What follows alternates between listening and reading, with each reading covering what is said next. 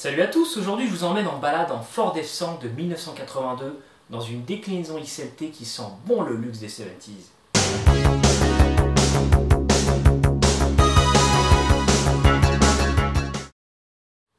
Aux États-Unis, le pick-up est une institution depuis belle lurette. Les constructeurs américains veulent tous leur part de ce marché juteux. Et depuis 1977, c'est Ford qui tire son épingle du jeu en devenant le leader du segment pick-up avec sa gamme F-Series.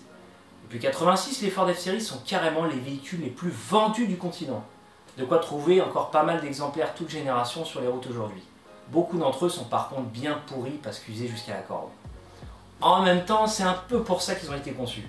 C'est donc une chance de tomber sur un F100 aussi clean que celui de Pierre-Marie, qui plus est dans cette version haut de gamme XLT. Ce biton orange-beige associé aux touches de chrome, waouh! Une vraie pièce de collection hommage aux années 70. La preuve vivante qu'un utilitaire peut être vraiment stylé. À l'avant, on trouve encore une calandre chromée bien mastoc comme on les aime.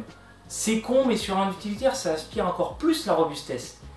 Un détail qui compte à une époque où les trois grands, Ford, GM et Chrysler, veulent montrer qu'ils ont des pick-up plus costauds que la concurrence. Now we're going to top ourselves by carrying a Chevy and towing a Dodge pickup up the same mountain. Because this year, Ford has the most powerful lineup of V8 engines.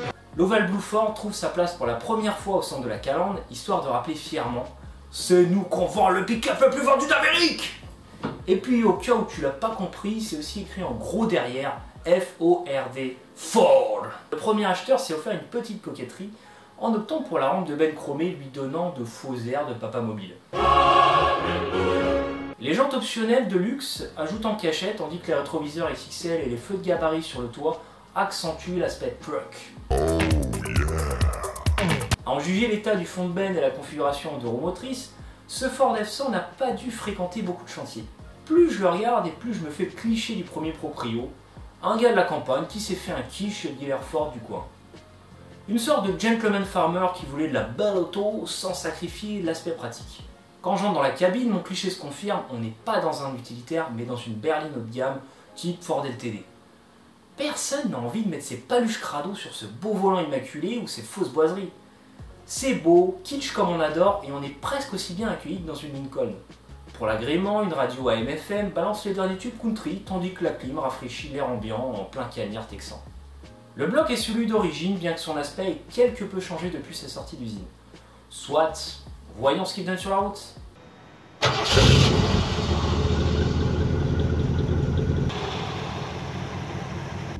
J'adore les rétros, c'est vraiment le truc typique de pick-up américain.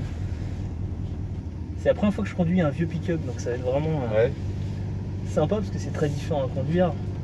Je mets le levier sur drive et écrase l'accélérateur pour mouvoir l'engin. Je dis bien j'écrase parce que bien que très volontaire, ce V8 5 litres, le plus gros moteur disposé sur le F100, doit être un peu brusqué pour déplacer la carcasse. Avec un rapport de pont différent, pensé pour un usage utilitaire, c'est-à-dire beaucoup de couples à bas régime, on reconnaît plus vraiment le V8 5 litres de la Mustang Fox. On est très vite dans les tours, c'est hyper bruyant et l'énorme prise au vent n'arrange rien. La conduite s'apparente finalement plus à celle d'un tank que d'une berline.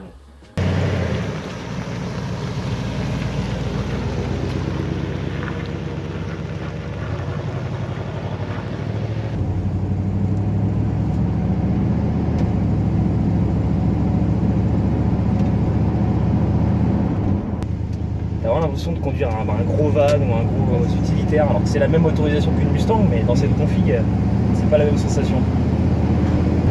Ah, tu l'entends bien, hein. Je pense que même niveau isolant, il y en a un peu moins dans la cabine, t'entends beaucoup plus le moteur que dans des grosses berlines.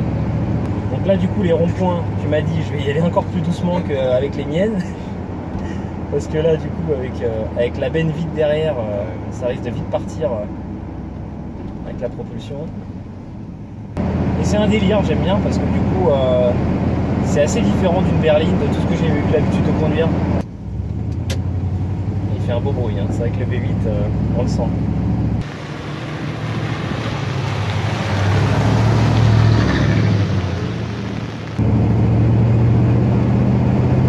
J'ai l'impression de conduire un tank, c'est un truc de malade.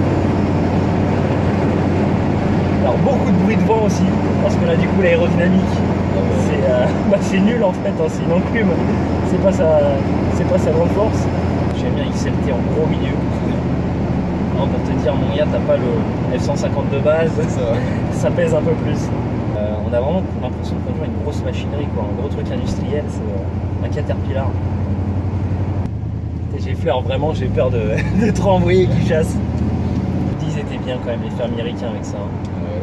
Ils galéraient pas autant que les nôtres. Hein. Dans les années 70-80, ils avaient déjà des trucs qui... Puis tu pouvais tracter, quoi. Je veux dire, tu foutais une remorque de 5 tonnes derrière, et hop, t'avais pas besoin du tracteur. Hein. Tu prenais ça pour trimballer du matos. On tire sans cesse dedans, et ça gueule, et ça gueule.